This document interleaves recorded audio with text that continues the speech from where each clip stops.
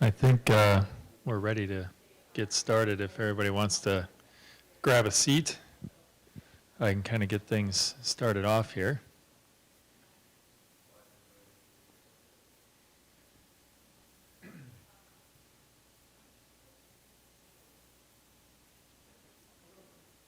All right, well, welcome everybody. For those of you that don't know me, my name is David Fuller. I'm the Associate School Director for Graduate and Professional Programs in the School of Business. And so that involves managing the MBA program. So welcome. And before we get started, I just want to thank several people. And I'd like to start with Sarah DeArmond. There's Sarah. So Sarah, is one of those leaders I think every organization hopes to have. The kind of person that lifts everyone around them, sees what needs to be done, and without hesitating, makes sure that that gets done with the highest level of professionalism, and makes all of us better.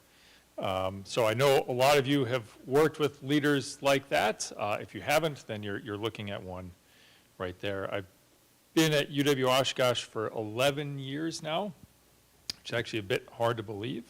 But it's really been a privilege to work with Sarah and learn a lot from her. She brings the highest level of commitment to our students in our programs, and they are significantly better off because of her. So thank you, Sarah, very much.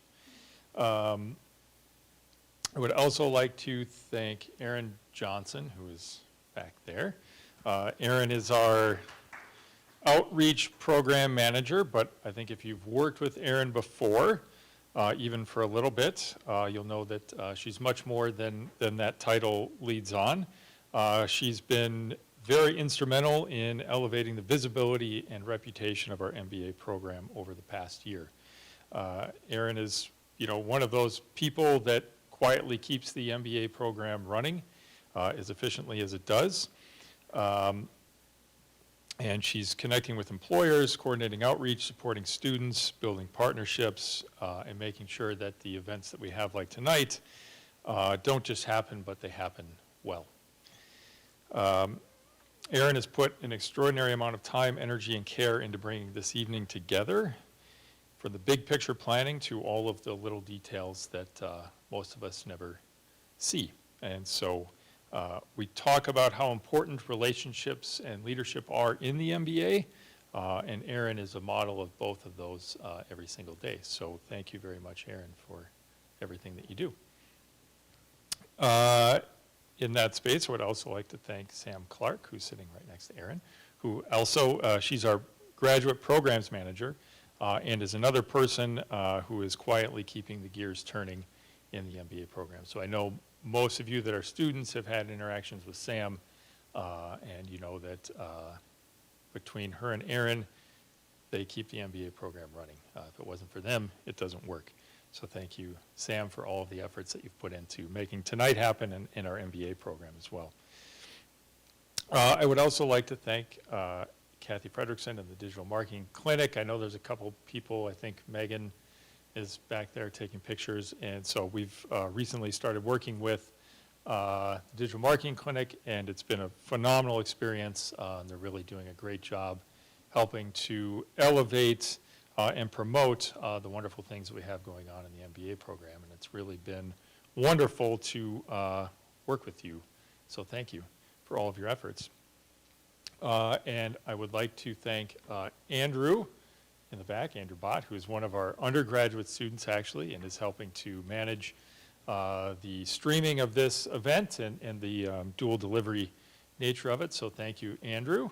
And finally, my last thank you, I'm sorry, it's like a lot of thank yous, but I just want to make sure I get everybody. Thank you to the caterers, and I don't think I see any of them in here right now, but thank you, if they can hear me out there, for the wonderful food and drink, if you haven't had any. Okay, so I think that's all of the thank yous. If I missed someone that you thought you should have been thanked, I apologize.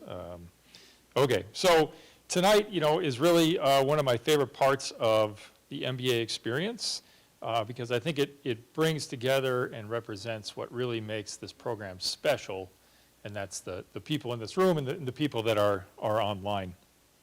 That's, your classmates for the MBA students, the alumni that are here, our business partners, and the professionals that are here who genuinely want to see everybody in this program succeed. So, we talk a lot in our MBA program about strategy, leadership, decision-making, but I think you all know at this point that your professional growth isn't just about the content of the courses, it's about the conversations and experiences you have at events like this. So, I also want to connect this event to a bigger piece, which is, the vision of the UW-Oshkosh School of Business. So our vision statement in the UW-Oshkosh School of Business is to be the business education partner of choice in Northeast Wisconsin and beyond. So that's a pretty ambitious vision, and we can't achieve that on our own. It takes all of the partnerships that we have here, right? We become the partner of choice because of our students, because of our alumni, the business and community partners that are all here. And so your engagement, your willingness to show up, share your stories, invest in our students, that's what turns our vision into something meaningful. And so thank you to everyone that is here participating, that's online and participating. We're very grateful to have you in our greater family. So we have a really amazing lineup of professionals tonight that Sarah's going to introduce. And so please enjoy the evening, get as much out of it as you can, and thank you again.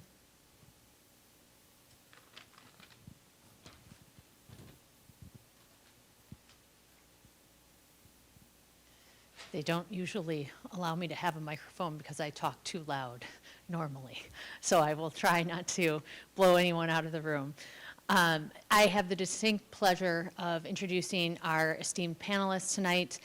Our first panelist is Briana Rygg. Briana has worked in health IT for more than 15 years as an executive at a number of national health systems, including Rush, IU Health, Peace Health, and Ascension.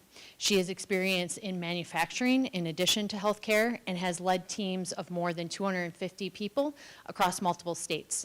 Briana is passionate about remote work. She's also passionate about community engagement and has served on a variety of different boards, giving back to Women in Technology Wisconsin. She's also served as the treasurer of Healthcare Information and Management Systems Society of Oregon and on the board of YMCA Fox Cities. Briana has an MBA from the University of Wisconsin-Oshkosh and a BS in Paper Science and Engineering from the University of Minnesota, where she was also a member of the varsity women's swimming and diving team. Our next panelist, Melissa Joyce, is the Senior Director of Logistics and Intelligent Supply Chain at Oshkosh Corporation. Throughout her 18 years at Oshkosh, she has held a range of senior leadership positions spanning logistics, materials strategy, international sales, and aftermarket operations. Before joining Oshkosh, Melissa was at Schneider for over a decade, where she advanced through leadership positions in customer service operations, international logistics, and business development. She helped to shape the company's Mexico division and cross-border strategy. She's been a champion of leadership development, investing in the next generation of leaders at Oshkosh Corporation with their women's network. She also holds her MBA from the University of Wisconsin-Oshkosh, and she has a bachelor's in Spanish and Business Administration from the University of Wisconsin-Green Bay. Our final panelist is Chad Getchell. Chad currently serves as the Global Head of HR Technology and Analytics at Circana, which is a retail data analytics market leader. Chad leads a global team that's responsible for all HR technology administration as well as product management, and this includes leading a remote team that spans 4 different countries. With over 2 decades of experience in software product management and solutions architecture, Chad has worked for a wide range of companies in terms of size, ranging from the size of Walmart all the way down to startups, and has worked across a variety of industries, including HR, talent acquisition, retail, hospitality, and communications. He's been working remotely since 2017. In addition to his corporate leadership role, Chad has served as an instructor in the University of Wisconsin MBA consortium since 2021. I am fortunate enough to call him my partner in crime in teaching Business 701 there. And he teaches in the areas of leadership, communication, and change management. He has an MBA from Clarkson University and a bachelor's in economics from St. Lawrence University. So I am going to turn it over to our panelists, and thank you so much for being here tonight, and let's give them a wonderful welcome.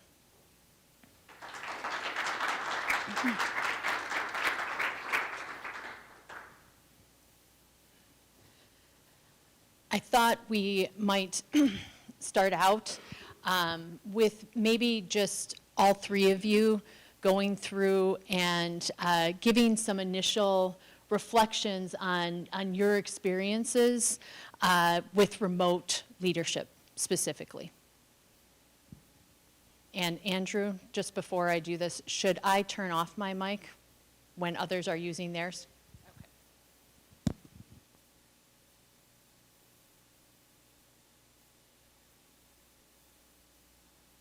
Okay. Ew, I shouldn't have a mic.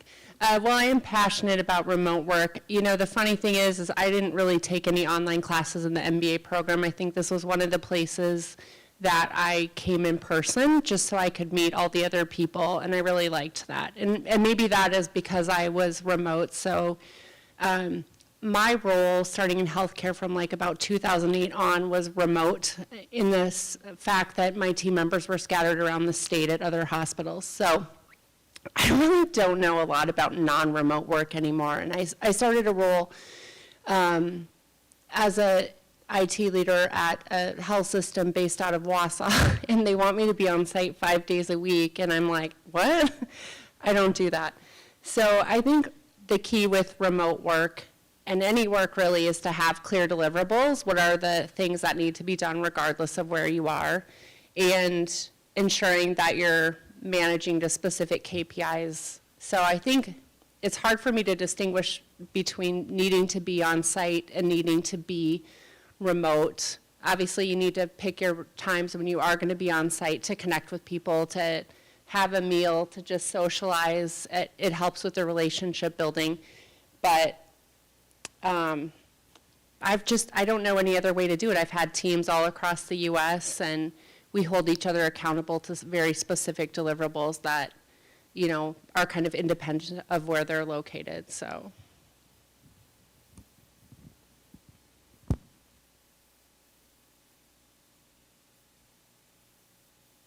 Well, I can jump in and give you my perspective here. So I think one of the big things when I think about my leadership style, and after the years I've had, I've you know what you're good at in terms of being a leader and what kind of leader you can be. So when I think about myself, I think of the qualities of a good leader, like servant leadership comes to mind for me, and being one of those people that helps remove roadblocks for your teams. And part of, I think the bigger challenge for me when I started going remote is that when you're in person, you run into people in the hallway, you see people in meetings several times a day, and you have an interaction with them that's genuine. And when you are in a fully remote environment and you don't see people very often in person, you're scheduling your engagement, which is okay. But a lot of times when things are scheduled, they're routine and they're not genuine. And I think about my time at Walmart. One of the things that they used to preach about good leadership was coaching by walking around. So going around and seeing your team, visiting them, just checking in on them. The good leaders did that randomly because you to be genuine, you can't put something on a schedule and do it at 2:45 every Wednesday and get the effect that you want as somebody who comes across as an engaging leader. So the biggest thing I had to adjust to was when you're in a remote environment, you're forced to schedule. You're forced to schedule to talk to people. You put reminders in Outlook all the time, and you need those because you aren't seeing people in person. So one of the things that I had to really work on, and this is a hugely important thing as well, managing people remotely, is you have to be genuine.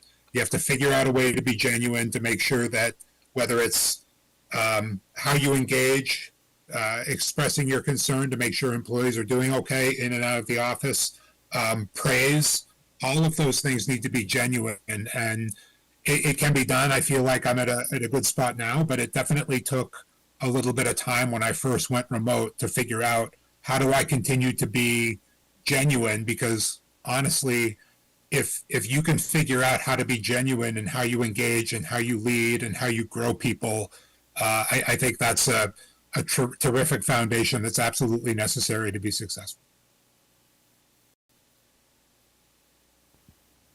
Well, I can jump in and just provide, I guess, a little perspective from my, what I would call, remote journey from very early in my career as a leader, where I was given the responsibility to manage a customer service team in an office in Mexico City when I was based in Green Bay, Wisconsin. And this would have been in the late 90s, early 2000s. So if you think about the lack of technology, we were even coached due to cost to limit time on the phone because it was so expensive then to call Mexico and the US. And we had just kind of a rudimentary email system. There was no Zoom, no Teams, no video chats. And so I had to learn how to lead a team and lead the leader of that team, from a completely different country. And so, I did things like made sure that I traveled there frequently, spent time staying connected to those folks, made myself available during their work hours, which were very different from our work hours, started several hours later, had different times for lunch, different times that the job was finished in the afternoon. So for me, I started by having to learn how to connect with folks, how to really get to know them so that you built trust. And, maintaining those authentic relationships was critical. And to me, I believe personally that helped shape me as a leader. And, something that, if you asked anybody that I have the pleasure to work with today, they would probably tell you that a lot of those characteristics are still part of my leadership style, but I built them out of, in a lot of ways, necessity. So when I think about today's world, and, I don't know how much we're going to get into in this panel, and it seems like there is a great debate right now of return to office, and what does that mean, and what is hybrid, what is remote work. Different organizations in different parts of the different industries in the U.S. and the world had different philosophies during the COVID outbreak. When you think about people were in lockdown or shutdown, and what does that look like? And things have evolved, and in a lot of ways, when you think about remote work, in some cases, it's difficult to put the genie back in the bottle. How do you have where people got used to that hybrid, used to that flexibility, where now some people will say, I'll only take remote work. I don't want to drive to the office, no matter how close or where it is. And other folks are saying, well, I don't feel like you're working unless I see you. And so what does that look like? And, hopefully that's part of what, as we talk through these discussions today, we can help at least provide our perspectives on. Since you said that, maybe we start there. I have several rabbit holes that I am, excited to jump down. One, I think, surrounding technology, right? So Melissa, you brought up something that I've been chatting with my husband about, actually. There was remote work before COVID, and there was remote work before Zoom. There was remote work before a lot of these inventions and advents in technology. And so I think it'll be important to address that. But maybe before we get there, we just rip off the Band-Aid and ask that question that so many organizations are struggling with right now, which is, do we bring people back? What's your perspective on that? Are we losing something as a result of remote work, or is it just really highly dependent on the industry or the type of work that is being done? Yeah, so I guess the question to me is, can depend on the company or really the industry, but what does back really mean, right? So, if you say, well, we were 5 days of the week in office and then we went fully remote during COVID, and how long did we stay remote, right? Like how long, or did we come back then a few days a week with the expectation to go 5 days? What does all of that look like? And so for us, I mean, we always had flexibility. I mean, if the weather was really bad, and for especially the folks that live farther away from whatever one of our facilities we're in, that were in roles where it worked, work remotely on a really bad snow day, right? I mean, that was something that we did. We've done that for years, way before COVID. Now, for us, if you look at it from an industry perspective, I mean, we are an industrial technology company. We are a manufacturer. So our plants and our facilities, if we don't have enough team members that, show up for work, the plants don't run. And so when we look at that to say, well, those team members are there, what does that look like then for the office personnel? But really, people are in different jobs, different roles with different expectations. And, the counter argument can be, well, for the team members that are working in the production facilities, they're working their shift and then they're done. For us, from an office perspective, I mean, my phone could ring anytime, day or night. I could be expected to be on a conference call. It doesn't matter if I'm in the office or not. I have team members in Asia, so I'm doing conference calls with them at 8 o'clock at night. If I took the stance of saying, well, if I'm not in the office, I'm not working, then, I've even made the joke and say, well, that's great. You know what this is? This is my work phone. If I'm not in the office and I'm not working, you can have this because I don't need it, in theory, right? You shouldn't, why would I check my email if I'm not working unless I'm physically in the office? So I believe that, it depends, which isn't a non-way to answer it. But we're looking at what is the expectation, but why, for some of the companies that are saying this now, 5 years later, why did it take you so long? What are you hoping to gain? What do you believe you weren't getting over the last 5 years? I mean, it's almost the end. It's almost 2026. And really, if you think about when a lot of companies shut down during COVID, was March of 2020. So that's a long time to now be saying, well, we need to bring people back. So unless you really know what you're hoping to gain, is it the illusion of control, which is a pretty controversial statement, right? Do you believe that you're looking to control, or is it truly results driven? Is it talent driven? Are you not able to really develop your talent because people aren't together, or your business results? So that to me is something that it really starts to begin the debate, and really have to have clear understanding of the purpose.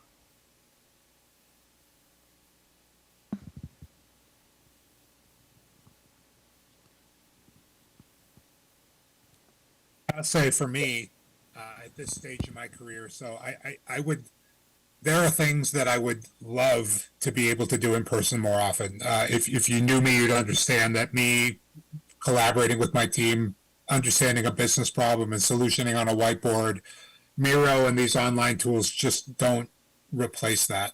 And I also think there's a lot, like at my company, I think one of the issues that anybody that I work with would tell you is that it's very easy to multitask. A lot of people aren't giving you 100% attention that they would in certain situations when that's needed. So I think when I think about the arguments for returning to work, I can understand. I think those things would improve, but at the same time, when I think about, I have team members in Mexico City, just like you, Melissa, and I know that if they were driving to the office, it would be 90 minutes each way. And the amount of time that they save in their day, the amount of stress that they don't have to deal with by not having to fight Mexico City traffic for 3 hours a day, makes a huge, huge difference. And I think the people that I know that are in favor of going back to the office, especially people who are peers of mine or maybe newer managers, don't know how to manage based on goals. They are still, even if they don't explicitly state it, they're measuring the amount of time someone's rear is touching a seat, and that's management, and that's sort of that same statement about control. And so for me, it's sort of a little bit different. I live in a remote part of New Hampshire, so going back to the office for me would mean relocating, and that's not in the cards for me. And I know a lot of people are in a similar situation right now. I would recommend. I think it's great to start your career if you can in an in-person environment, because it gives you the opportunity to build your network, to meet and be around people all the time. I do miss it, but I don't need it as much as I think I would if I was 24 or 25 and closer to the beginning of my career. All those things you guys have said. I think it is industry dependent, it is location dependent. You know, my team in Chicago is like, I can come into the office, but it takes me 2+ hours, and I'm getting up earlier and going to bed later, and for what? But we do pick very intentional things where we're bringing everyone on site. So my team is about 300 there, and they were across 30-some states. Certain roles have to be in person sometimes. But we did a lot of things around bringing everyone in, flying them in at least twice a year to just do fun team building. We'd go to like one of those golf places, I can't remember what it's called, but one of those places, or some kind of fun activity where it was just not about work, but getting to talk to people, getting to know them. So there's that component. Also, I think it's really important, like you said, there was remote work before Teams where it was just kind of phone calls and people kind of paid attention, but I think there's a lot of norms around making sure you're on camera. I like it when we're all in a room and I can see, or we're in a virtual room and I can see everyone's face plus the material that's being presented at the same time. To me, that's far more effective than sitting in a conference room looking at the screen and I can't see the faces, you know, that you're making or read those reactions. So I think it's really important, but we have norms where you need to be on camera the majority of the time. You have to put your face on your little Teams picture, so if you need to be off camera, I still am visualizing that it's you there, not your dog. We have a lot of those rules, and then once you get to know people too, then it's easy if they need to be off camera at some point, you know, you kind of understand the intonation in their voice and some of the things that they're saying, so it becomes easier. In the Chicago market, they want people out of the office because the real estate is so valuable. They want to put in different patient care things. In Wausau, there's an abundance of space, but the team I have there is mostly driving an hour or more, which is tough. And when everyone has to be on site, it's tough. The talent pool is a lot less diverse. I don't have, right now I love it when people have worked at 4 or 5 different health systems. They're coming with different ideas, different enthusiasm. Problems get solved better, faster, cheaper, more securely than the folks that have worked for the same place for 20 years. So I think it really impacts the talent you can get. You know, I would say the pay for my company in Chicago was probably 30% higher than some of the more rural locations. And so once those people find out too that they can work remote and get a different pay, it's hard. It's tough. It's very tough to recruit, you know, into some of those areas, and I think some of those businesses suffer as a result.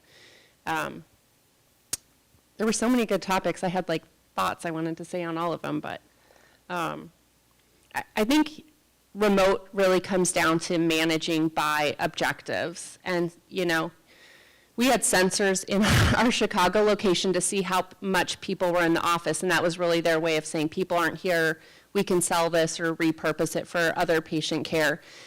And I think, you know, I've been in the office, and there's no walking to meetings right now. Everyone's sitting in their office taking the meeting and not getting up and engaging. So I think there's sometimes a fallacy in thinking that being on site, you're more productive. I would guarantee you I am far less productive on site. People are coming into my office sometimes. They want to tell me everything I need to know being new. And they just come in and will sit there. And then you're like, oh, I have things to do. And I think of, You know, I probably save at least 3 hours a day that I can spend taking care of myself or going to family events versus going into the office. So I think it's a blend, but I don't think, if anyone thinks being in an office makes you more productive, I would really question the metrics you're using to manage productivity. I know one other thing I was going to say. Epic, which is like the big software company, you probably see it with your MyChart app, or when you go to the doctor, it's used in probably 80% of North American hospitals. They're doing a big study, and they're about to, I think, release the results that have trended the changes and the problems in how things have been coded, configured, tested as a result of remote work. So they have seen a decline, I think, in some of the ways things have been set up, but I think what you're going to see is for certain roles at certain times, you need to have that on-site, you know, visibility into how workflows work, but for other parts of the role, you don't need to be there. So I think when that comes out, that will at least really change how healthcare IT is perceived, so. Doesn't Epic require their team members to be in 5 days a week? Yes, that's like the entire town of Verona. And so it is interesting. They all have their own offices. Every single person there, they keep expanding the campus so they all have their own offices. But I think they can be remote like 5 days per year. So their study is about what their data is showing for their users of the software, not about the company themselves. Correct. That's ironic. So Okay. we can tell how many issues my implementation has compared to others, and kind of normalizing that against what's the workforce for that organization. So I've only heard bits and pieces about it, but I think their goal is to say there needs to be more time spent on campus, shadowing workflows and users. I mean, I would agree that given the option, given the choice, when you need to have very specific things, even beyond the fun team building things, right? Critical meetings, critical discussions, performance management, you know, all of those things. There's nothing better than face to face. I mean, that's absolutely true. And when you have the opportunity for, you know, the teams, if you can source your talent that you need for your business and the geography in a centralized type geography, whatever that looks like, of course, it's best to have as much in-person time that makes sense. But there is even with that, there is the balance aspect, you know, all of the things that were mentioned about the, you know, folks that we look at where they can have those couple days a week or a day a week of working remotely where you don't have your commute, even if it's only 30 minutes one way, right? And you can plan, oh, it's easier for me to leave to, you know, take my daughter to the doctor, and I can make a 4 o'clock appointment, which are still hard enough to get, and I don't have to worry about rushing and having to leave so much earlier and, you know, things like that. So I do agree that, you know, there's nothing that would substitute that, but there are so many ways and so many different ways that you can manage it. And if you create a culture within your team, you can create a culture in a hybrid work team the same way you can an in-person, the same way you can as a fully virtual team. So it's up to us, I believe, as leaders to not only lead by example, but to foster and enable that culture. So I don't want to hog the mic. Are there questions? I have other questions, but are there questions in the room or online?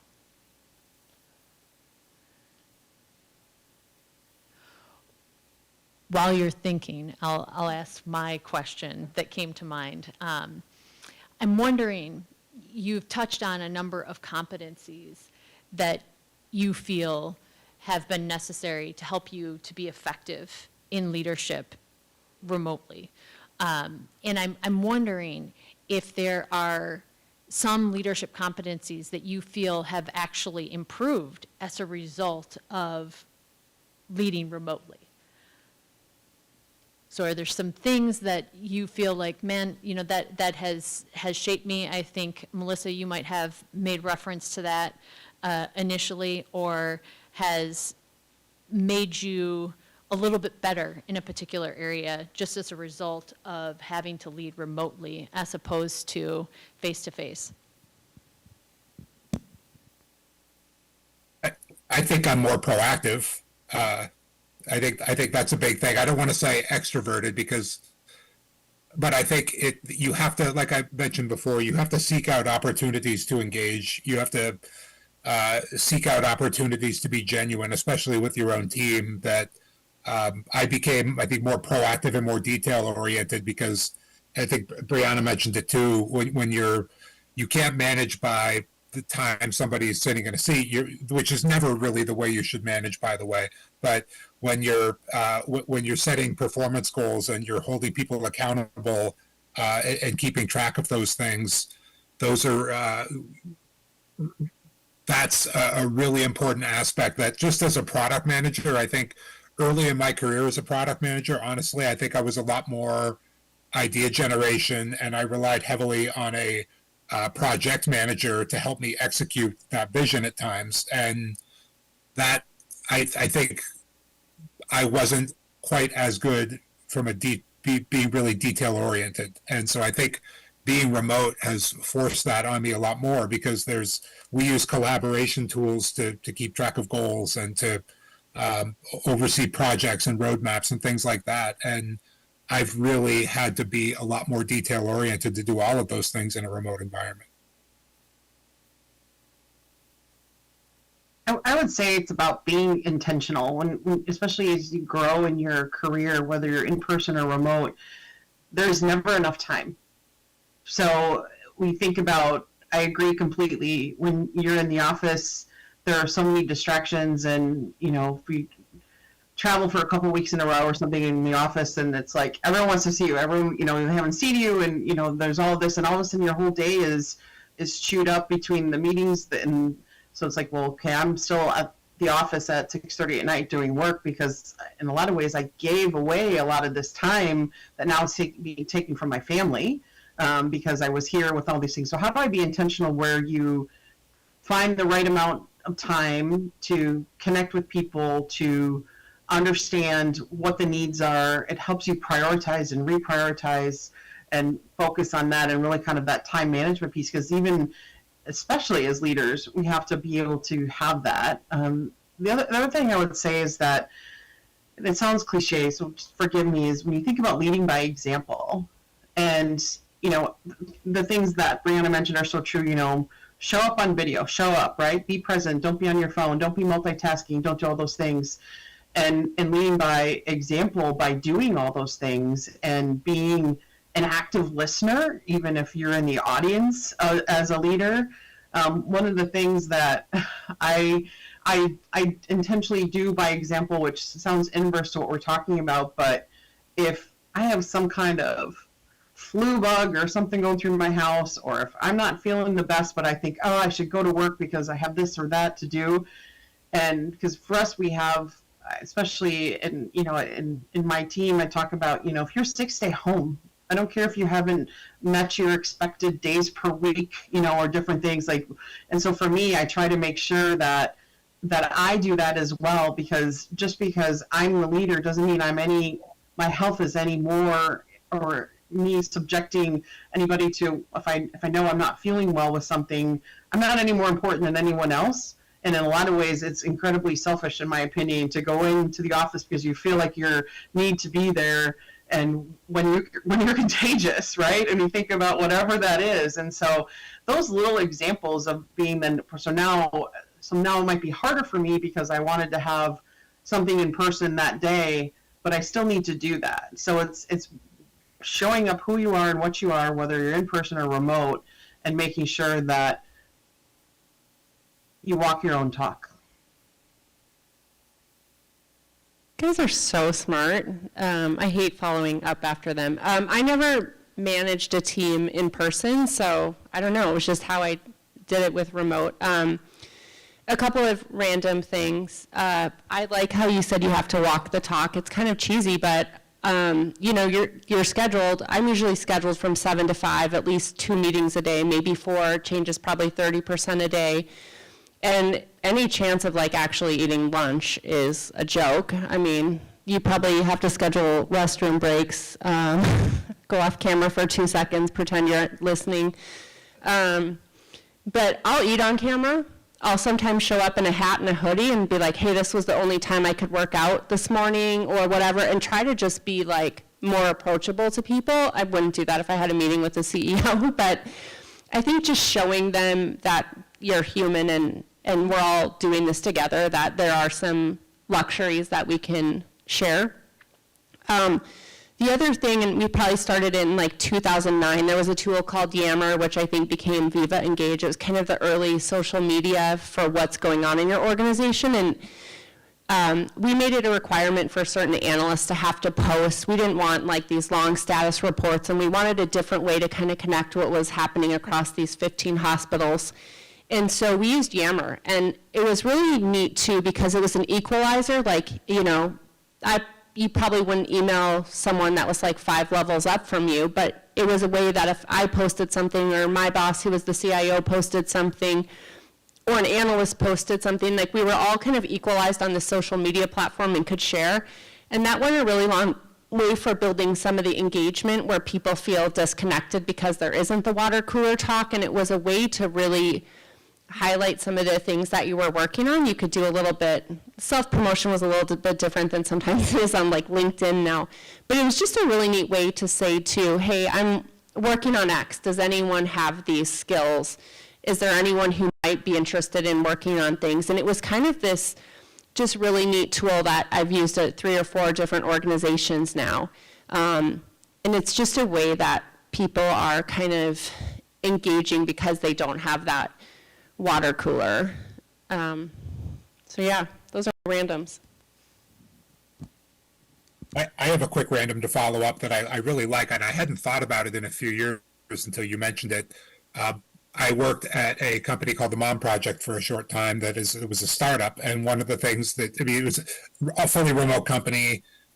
We were heavy users of Slack, and there were actually 2 channels that were dedicated to non-work topics. And not only were they used regularly, and it was actually a nice way to engage and interact with your coworkers, some of whom were out of my work circle, but it was supported by leadership. The founders were in there too, in the middle of the day, throwing pictures of their dogs in there, or sharing restaurants that they had been to, you know, like things like that. So it helped, and I thought that was a really creative way to have.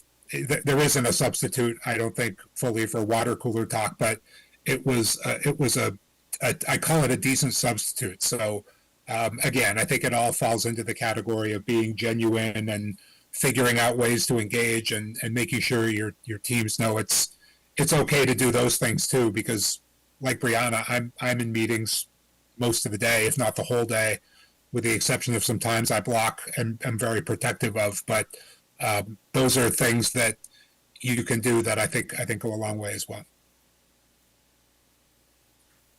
To help people get better at short, succinct communications. You know, if you write something that's like 5 pages long, no one reads it or engages with you, and it kind of helps self-regulate, where if you write, and this was more before all the LinkedIn and some of those things where I think people have gotten better.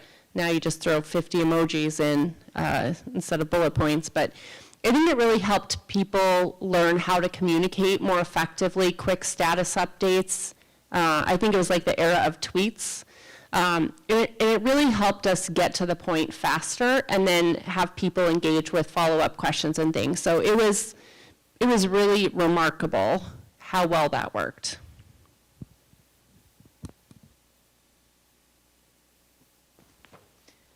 I just realized I have to move.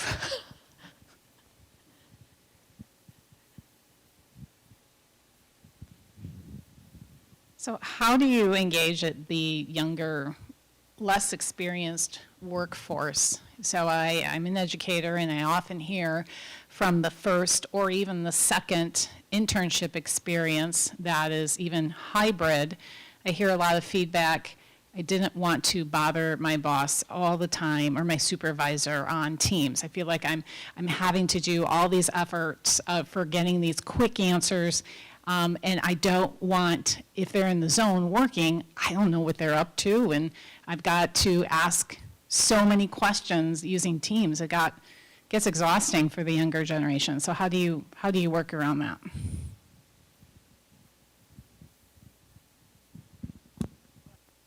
I make time. I feel like part of being a good leader in a remote environment is making sure I'm always accessible. And if somebody's to the point where they're asking so many questions where I want them to figure it out themselves, I'll tell them and I'll be direct about it, in a nice way, of course. But I think it's a responsibility of leaders and managers of people who may be starting their careers and are or just new to the company, that they're going to have a lot of questions. And I want people to be self-sufficient. I want people to think they own their goals, and they can't do those things if they don't feel like they have a clear path forward. And depending on the questions, I'll either answer them directly. A lot of times I will, and I'll share with them, in some cases, I want you to make a decision about this. Even if it's a controlled failure, I want people to learn and grow from those experiences, make the decision that you think is best for the company or the project. And if it's not the right decision, it's not going to be the end of the world. We learn from it, you adjust and move on. So part of learning is making sure that I'm answering the questions that need to be answered, but for the ones that don't need to be answered, I'm making people feel comfortable making those decisions themselves or seeking out other places to find those answers and to be more self-sufficient, because that's a good foundation for working in a remote environment. Because if somebody interns for me for 2 months and I'm answering every one of their questions, how well am I preparing them for that next job where they're going to do the exact same thing, where if I take a different approach, maybe I can help them be more self-sufficient when they start somewhere else and then in turn more successful. So that's my approach. I agree with all that. I don't have really younger folks on my team, but I think your question, Kathy, cuts across like anyone who's new to the organization or new to remote work. It might seem shocking that I am very social and I want everyone to feel comfortable asking me questions. I might not always be the right person, but I always try to respond or redirect, make sure that they feel that it's a safe place to ask questions. And I give everyone my phone number and I'm like, text me, right? Like, I want your phone number. I want to be able to get a hold of you. I think it's our job as leaders to make sure that we make them feel comfortable reaching out and understanding what those protocols are. Not every leader wants to do that, but for me, it's been a way to keep everyone engaged and make them ask the question instead of just assuming or feeling like, they're unsupported. So I agree with everything that's been said. If I look at somebody that's either, fresh out of college, new in the workplace, or even especially in an internship, I wouldn't expect them to come into a role and know how to build a network. So you can be there for them and answer the questions, but also, are you connecting? Are you helping them connect? Are you encouraging them to say, you know what, it's okay. They're really approachable. Just pick up the phone and call whomever, who or whatever that may be, or, this person worked in this area before. Why don't you can give them a call too, right? I'm always here to answer the question, but encouraging them to also then connect with other people, so that, they feel comfortable doing that and helping even broker those introductions. And certainly when, for us, sometimes our intern programs are different. Some are always fully remote, some are on site in the summer, some are on site year round, but more in the office, more in the summer, depending on where it is, and taking advantage of those moments when they're there and making sure that they get introduced or introduce themselves to many people that they may be, reaching out and be like, oh, I met you when I'm here. And I also tell them, at least for your first 6 months, you can ask anybody anything. Like, no, everyone's going to give you a break. Like, you need to just lean in and ask it. And if you find yourself, you need to self-check, right, that you're asking the same question more than twice, you should be writing it down. I know, pen and paper, I'm crazy, right? Versus using something electronic. Write it down, whatever that means to you, whether it's putting in the notes on your phone or whatever that looks like. But those are things too where it helps drive, self-awareness and accountability to their own versus always just being there to, answer those questions for them. And yeah, absolutely, we need to be approachable as leaders, and they need to feel comfortable doing that. But there's nothing wrong with, them building their own network of answers as well. The other thing I would say is we always hook people up with mentors. Like, here's your buddy, so Sarah, I might be assigned to Sarah, or Sarah might be assigned to me. We're having regular check-ins, a huddle at the beginning of the day, end of the day, where you can ask anything, and then kind of throughout the day, if you have questions, you can do that. And I will tell you, even in this role where I started, and I've done this job for a long time, I have a peer who's a mentor, who's supposed to answer all my questions, whether it's I'm not allowed to schedule a meeting for myself, I have to use an assistant. How do I do that? Or where do I park? Or how do I actually, I know there was a 20-minute video on how to record PTO, but I might have just fast-forwarded through it, so how do I really do it, right? So having that person that you can just ask anything to. I mean, you guys are laughing, but who really watches every single video?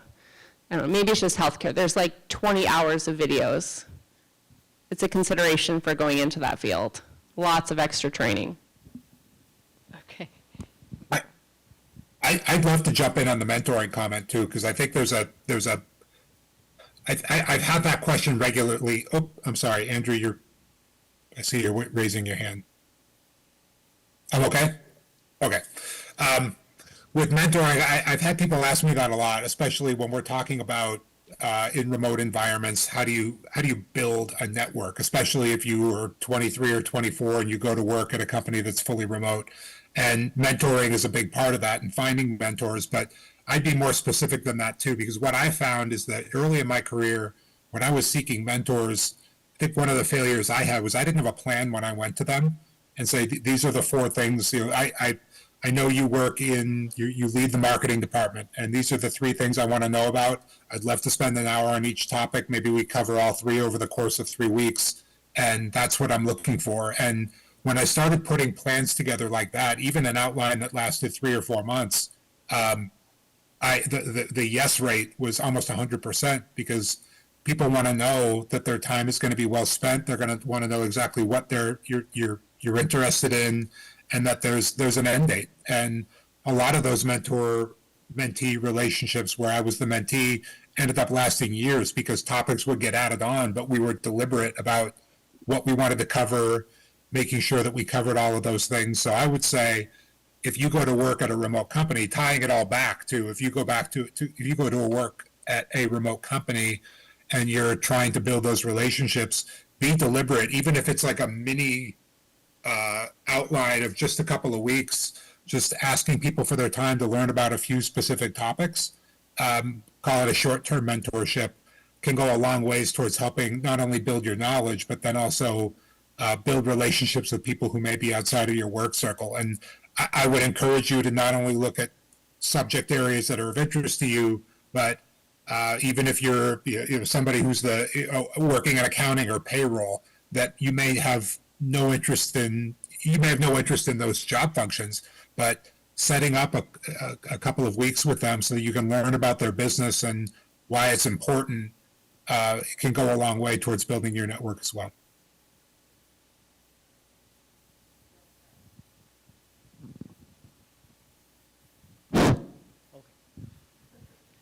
So I'm going to piggyback a little bit on what Kathy asked before, and also something, part of the reply I heard from Briana and Melissa.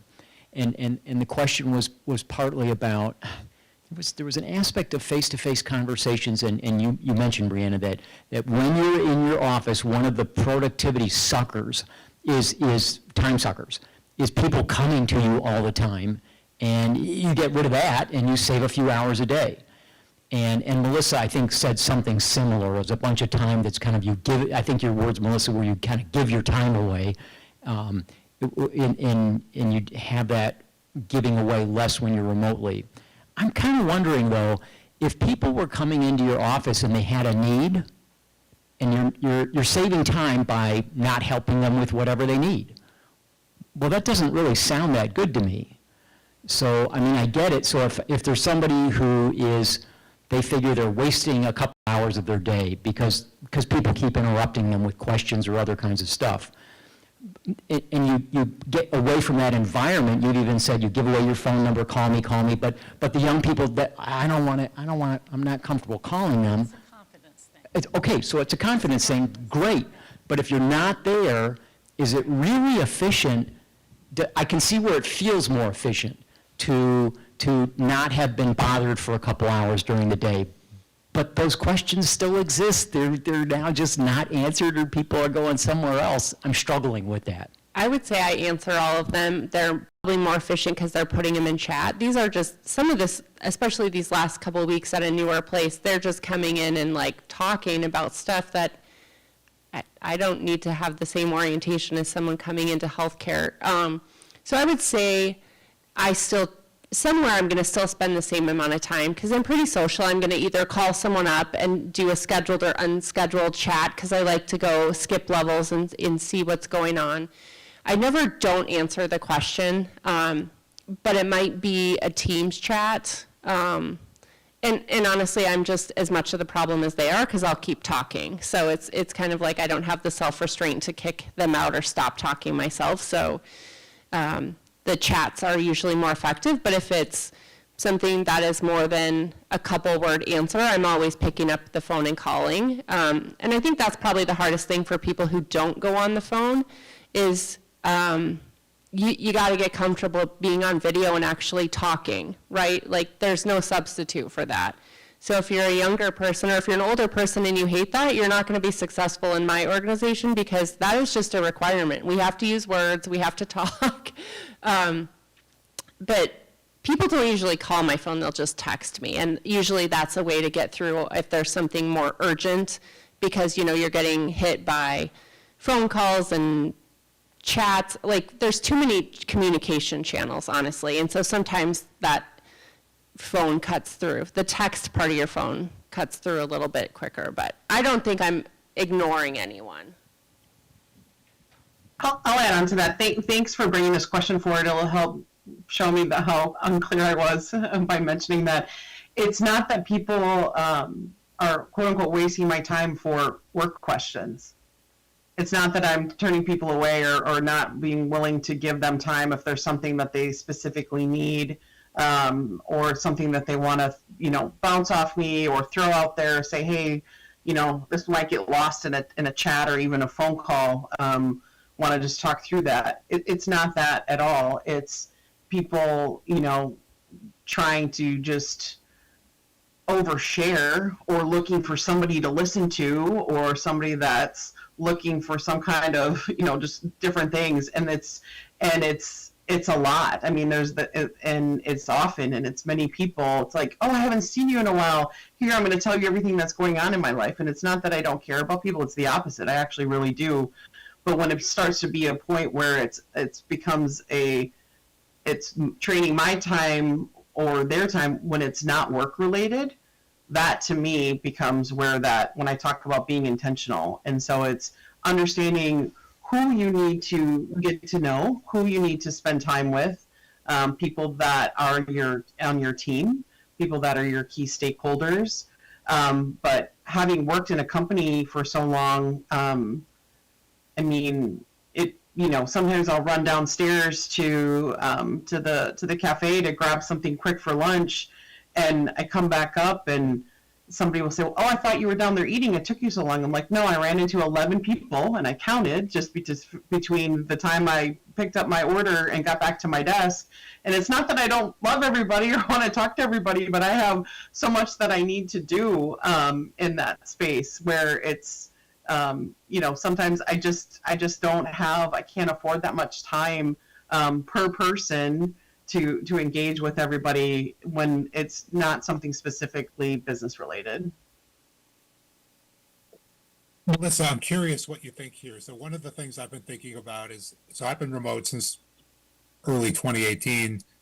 I mean, the elephant in the room is a lot of companies have squeezed employees to do more with less. And it kind of makes me wonder sometimes, if I went back to the, maybe when I think about going back to the office, I think about it in terms of what it was like 10 years ago, where an office environment now, you're dealing with a lot of the same intensities that I dealt with. That for a while I thought this is because of remote work, but I don't think it is. And hearing you and Briana both say some things like that, it's really making me think about that, I don't think, I guess my point is, hearing that makes me think that remote work isn't the root cause of some of the things that we're dealing with and the intensity and the packed days. It's really how work has changed in the last 10 years. It has. I mean, I think that's a good point in that, it really has. And, the schedules are crazy, and you talk about your schedule being booked. Well, a lot of times mine is like that too. Plus, if you can see me and while I'm there, it's like what you said about the Walmart walk around, right? So looking at that too, and so I try to deliberately do that, and I'm not as good at it as I used to be, right? I don't see everybody as often as much as I could.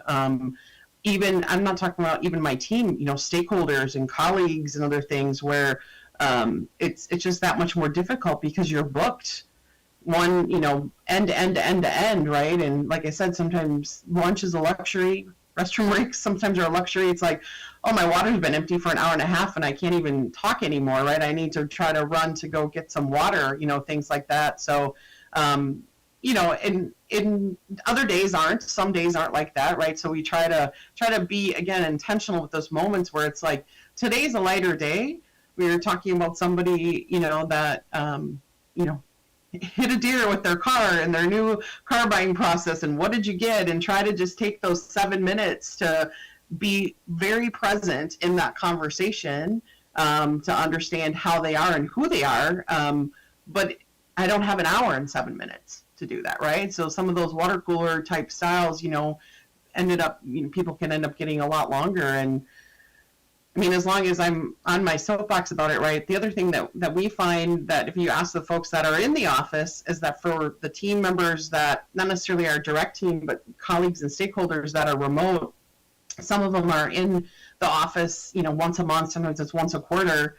And, those team members that are when in their office, they book themselves, right? Maximize all the time that they're there and meeting after another.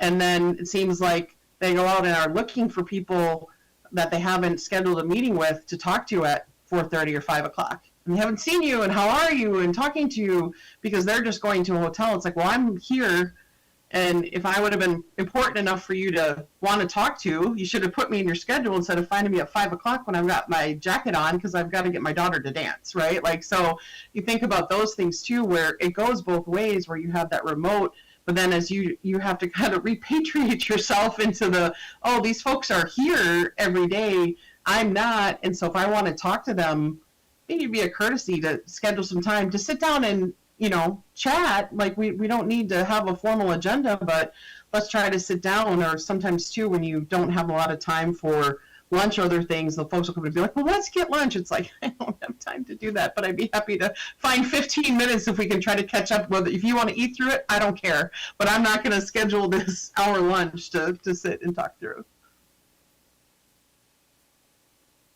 We have a couple questions online, and by the way, I have a daughter who is in dance, and that actually is a full-time job getting them to and from, so. Okay, so our first question online here says, I agree that working remote is more efficient in terms of not being interrupted, but can you talk more about how to manage teams that cannot be remote and any negative perception that may create? You mean where they are not allowed? Is that what the question says? I don't know that I heard also. They can't be remote because they're not allowed to be remote. Should we just assume that for the purpose of the answer? It doesn't say, so sure. Okay. Because I think some teams, depending on the work, may have there may be different expectations or even policies perhaps.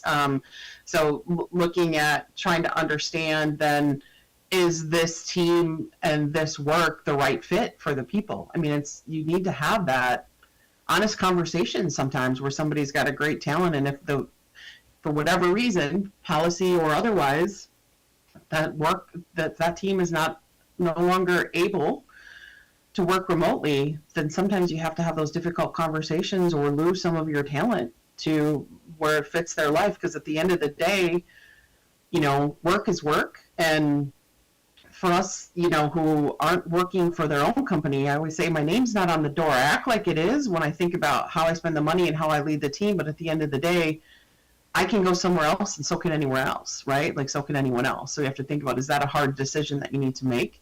And just really having that authentic conversation with team members to understand what about it is really eating at them if they can't be remote, and what is within your realm of reasonableness or what realm of flexibility that you can provide. I think that's a really important thing. It doesn't take much to just have a conversation and say, Melissa, why isn't this working for you? What would work? And sometimes, I've had people who are like, well, I can't leave the office for a doctor's appointment. We're in the office. I'm like, sure you can. Just mark yourself out and do this. And I think sometimes we have to recalibrate on what in the office means or what's an acceptable thing. If you say you want to take your kid to dance and you're going to leave at 3 every day and you're going to come in at 9 because you dropped them off at school, that might be something we have to talk about. But if you're like, hey, I need to go to my chemo treatments, or I need to do this or that, or I have a one-time thing, the number of people that were on one of my teams that thought they couldn't do anything personal in the day was astonishing. So I think sometimes it's just having a conversation and really understanding if that's reasonable or not. And I think more often than not, it is. But, this is the hard part of these leadership jobs is figuring out, it's not about fairness. There's some, and everything's not going to be equal, but there's some component of equity. And I hate having these conversations because, you never win on everything. But I think sometimes when you just simply ask, Melissa, what is it that you need, or what can we work around? And it might just be, switching your start and end time by a half an hour, a couple days a week, which could still be aligned with the policy, but maybe someone's afraid to ask, or some of those things. I think that's a higher proportion of people's unhappiness than sometimes we think. On the flip side, we have another question online that is asking about the fact that some people find remote work isolating, and how do you deal with those employees who are struggling with it feeling isolating to them, or even turnover issues if you've seen them with remote work? I would say my turnover for remote work was far less than in person. But it's not for everyone. I had a girlfriend today who said, I got a new job, I want to be on site every day. And she did that. So I think it's not for everyone. I totally just lost my train of thought. I think with remote work, one of the things I've been working on with our team too is it's really important to have a set workspace, and you have to have a ritual to kind of get started in the day and to end the day. Or you just keep, every time you hear that bing, you're checking. And most of the people in healthcare are on call often, so they can't help themselves. They're checking to see what's there.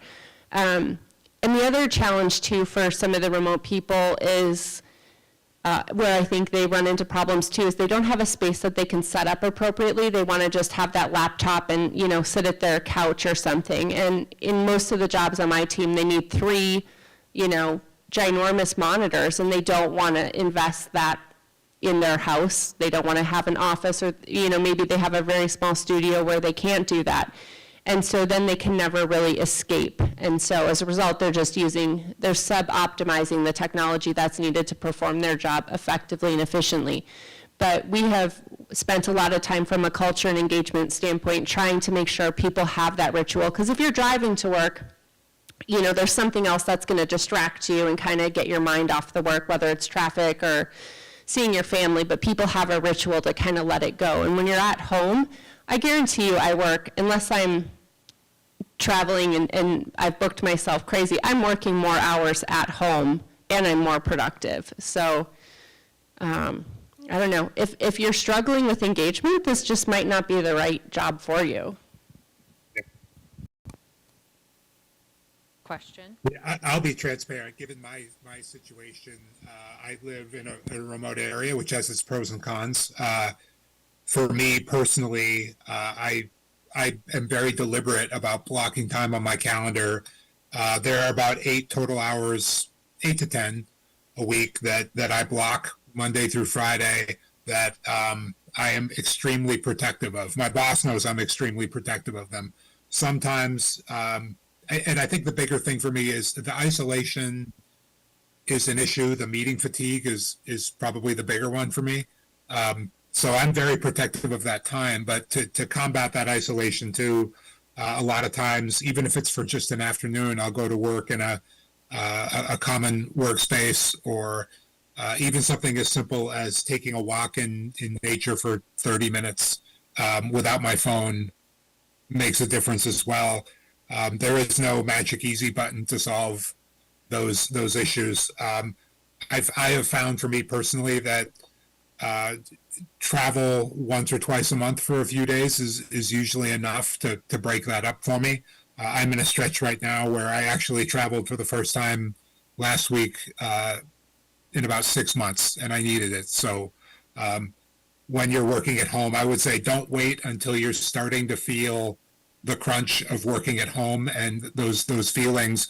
Make it a deliberate habit when you start working at home to be doing those things that are, that they talk about in those articles on AOL or Google, where they say, here are the 5 things you should do when you work at home. It really does matter to do those things from the start. So that would be my recommendation, is be deliberate about making sure those are a part of your work from home ritual, even if you don't think you need them.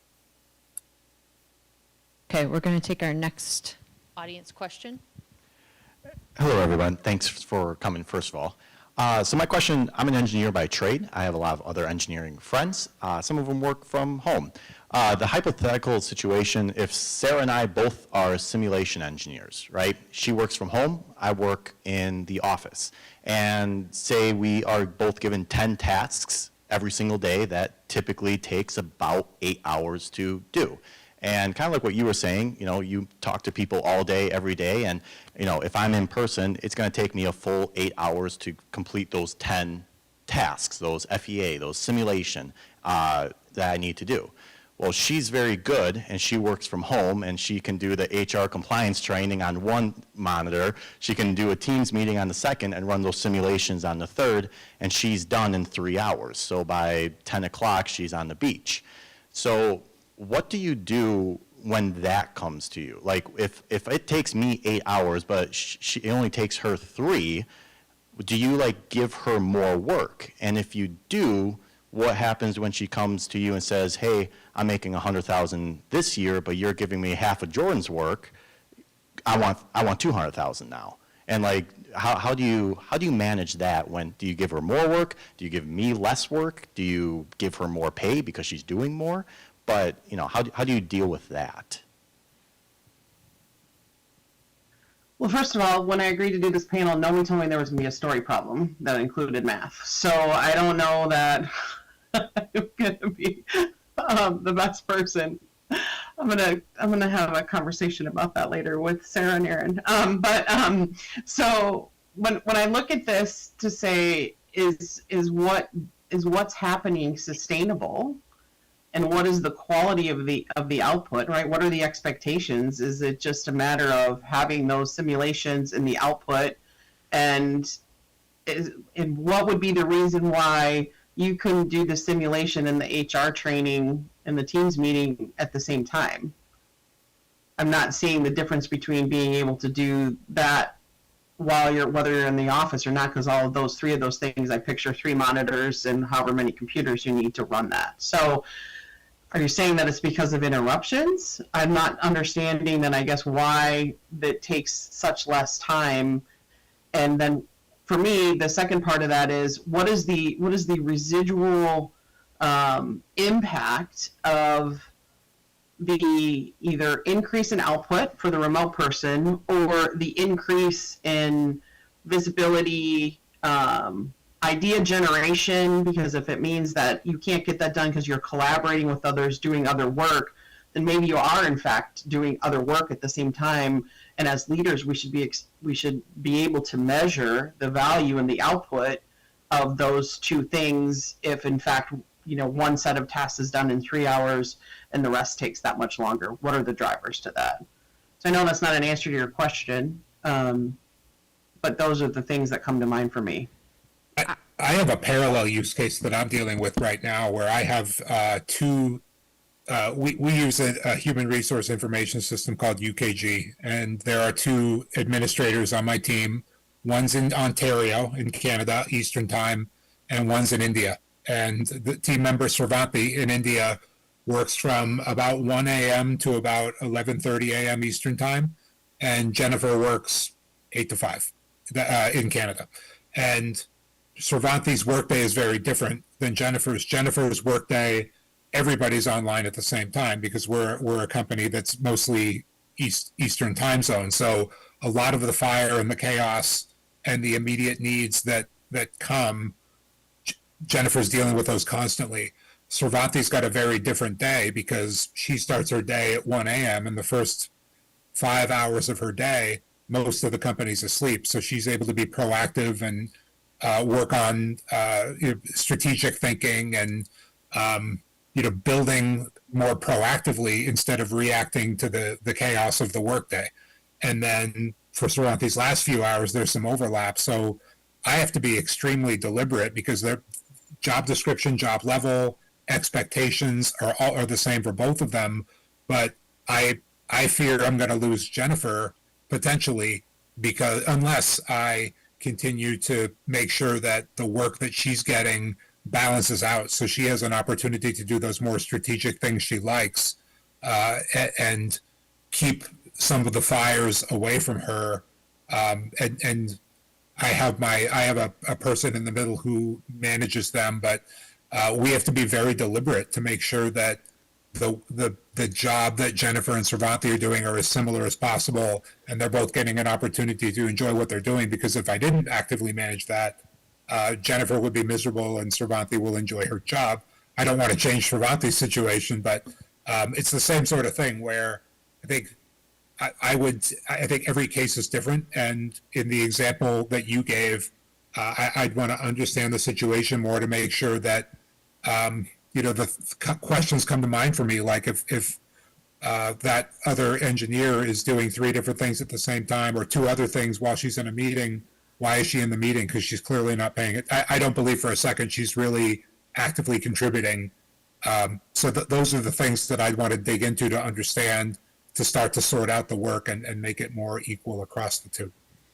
I maybe had a really simple spin on it. I heard 3 hours versus 8 hours, and my view of that would be, questioning what's the quality of each of those. But just because in my organization and my work, if she can get it, this isn't that kind of thing where if you can get it done in 3 hours, you're done for the day. It's not a do it and walk away. And I think there's a lot of people online that are like, oh, I have a full-time job and I only work like 3 hours. Ha ha ha. No, if that's the, it's hard to kind of manage the effectiveness and efficiency of everyone, but that would not be acceptable. And I think the way that we all are working together and collaborating in my role, you'd be busted right away for being offline. And we've had people on my team that have created bots and little mouse movers that are automatically responding to the chats.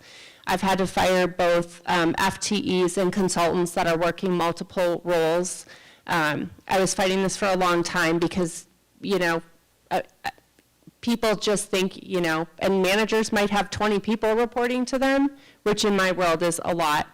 And they're not paying attention to everything that's going on. But if Sarah could be that efficient, I'm going to be giving her some more things because I'm really, even though it's deliverable and KPI based, I'm paying her for more than 3 hours of work. So that might be okay in a couple areas, but not here. So I think those are tough things, but you wouldn't be getting away with 3 hours, so.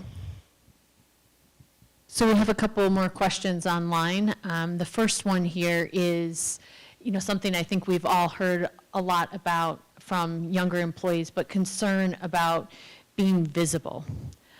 or making sure that you're visible for promotion opportunities and just consideration if you are remote. Do you have any advice for making sure that you're visible? Get the art of sharing your accomplishments, and some of the things I was talking about where we have Yammer or Teams pages, it's not just you're telling your direct supervisor, but 4 or 5 people above them have access to that information. And if you post something, chances are my boss is going to respond and engage with that individual analyst. So then other people are starting to tell those same kind of stories. And it's really contagious and neat. But again, it's also how can you tell your story of what you did? How good are you? What improvements did you make? Why are you special? Like if I interview someone, I'm like, okay, why are you good at this? So Sarah's like, oh, I do this, this, and this. I'm like, you just told me your job description, but are you better than Kathy? And she's like, oh yeah, for sure. I'm like way better than that person on my team. And it's like, well, tell me why. So I think there's an art to being able to articulate your value more than your job description. Being able to talk about improvements. I mean, it's the same thing as kind of how you would approach putting stories on your resume. You got to find a way to tell a story. I think it's about also being visible and taking advantage of the opportunities. And we talked about it a little bit, every chance that you have, and, especially if it's optional, be on Teams anyway. Be dressed for your job. If you wouldn't wear a baseball cap and a t-shirt into your office, if you're a hybrid worker, don't wear it on camera on your day off unless you're in a small group meeting where, different things like that. You need to make sure that you're there and that you're present as if you were in the office. The other piece I would say is, get involved with other things. Volunteer for some of the things. Get involved with an employee business resource group. We have ways where a lot of those opportunities are virtual. So, even when we're in, hybrid or in office, and there are some people that are fully remote, depending on where we are in the company, but build a network and get to know people that way as well, and that understand that, there's nothing wrong with building a network by saying, you know what, I want to learn more about your department. I don't know anything about supply chain as an example, but so, introduce yourself to other folks in supply chain.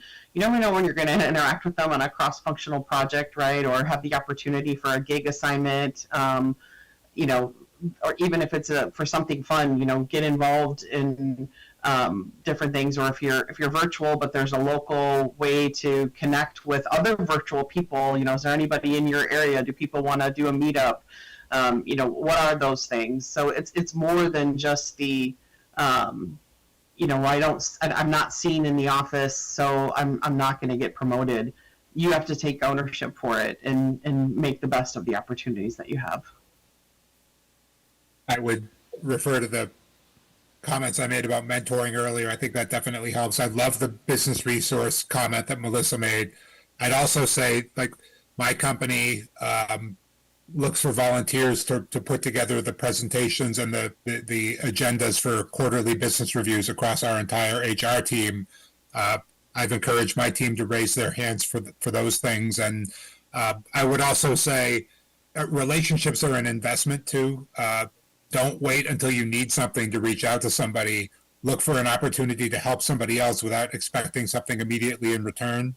Invest in relationships, invest in growing those relationships, so that when the time comes where, that person could potentially be, a path for your resume to get looked at in another area, that's really important. And then the last thing I'll say on this topic is, during my years at Walmart, they said this a lot. Like I had 3 completely different jobs, and I had one in replenishment. I worked at Walmart.com, and then I worked in the ethical sourcing team, because they want you to go work in completely different areas. They don't want to promote you straight north. They want to promote you to another area to get you more experience. And that whole comment about your career being a jungle gym, think about it like that. Like, don't just put all your eggs in that basket hoping your leader in front of you will see and recognize your work.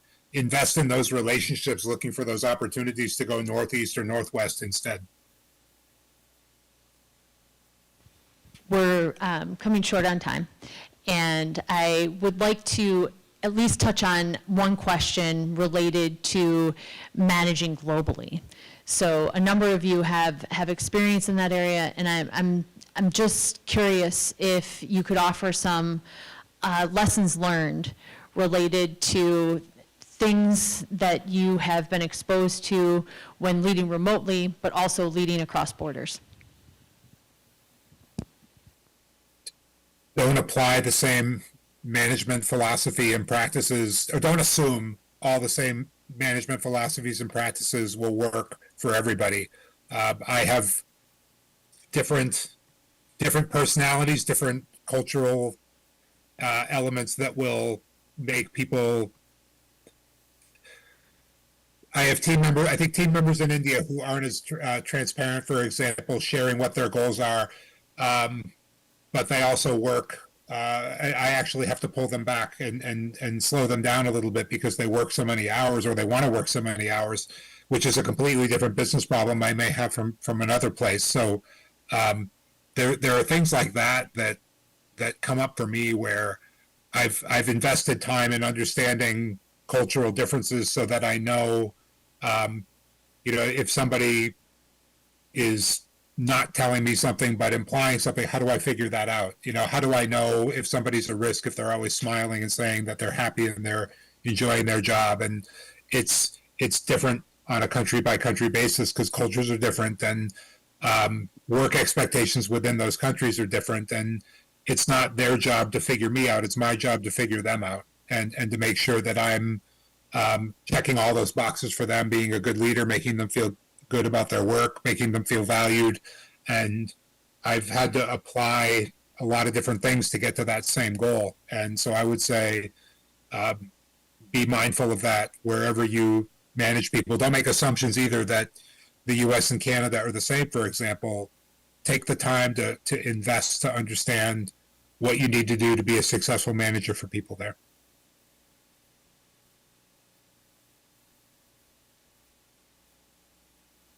I would say to continue to have the humility and grace to have an appetite to learn, right? If you end up with a remote team in a country or culture that you're not familiar with, take the time to learn, right? Try to understand what that looks like.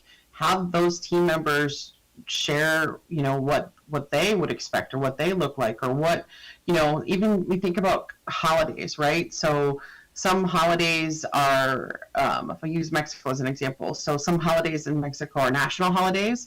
Some holidays aren't formal national holidays, but they're typically celebrated where people typically take off.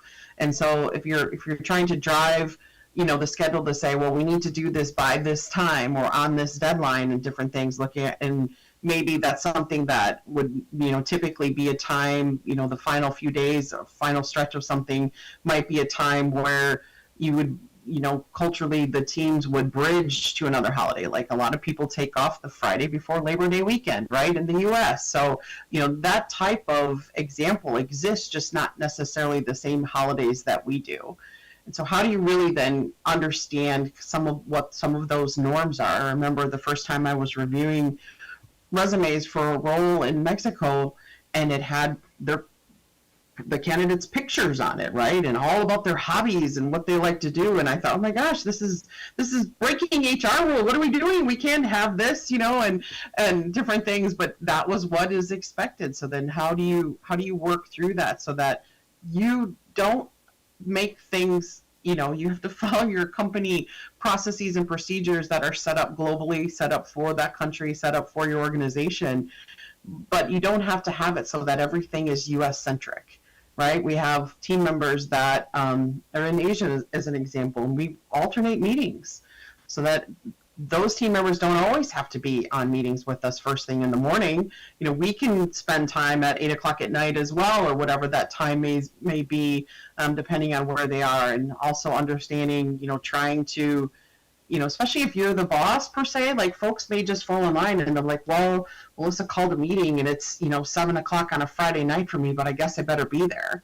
No, it's okay to, understand and to accept the feedback that this time isn't great. Can we have it as a different time? or this time is typical for our families to be together. Can we do something else? And take that and try to adjust. And also then teach, if you have a blended team between different folks, if you have team members that are globally located as well as then in the US, and encourage that collaboration and that learning and teaching, and that flexibility and compromise. And in closing, I guess I would just like to give you all a minute or so to just say any kind of last thoughts that you want to share with the group, if you have any.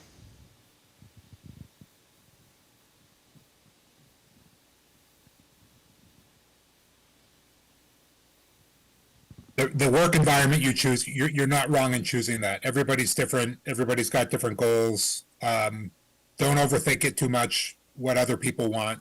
And it's okay to experiment. And if it doesn't work out, look for something different.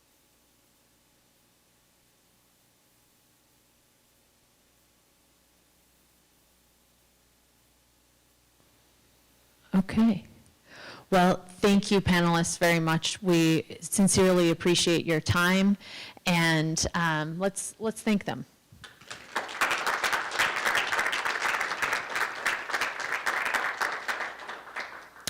Those of you in the room, we're going to stick around, and please take some food with you, eat, network, and have some fun here. Melissa and Chad and those of you online, thank you so much for being with us. To the members of my class, I'll see you next week. And again, Chad and Melissa, thank you, and have a good night. Thank you.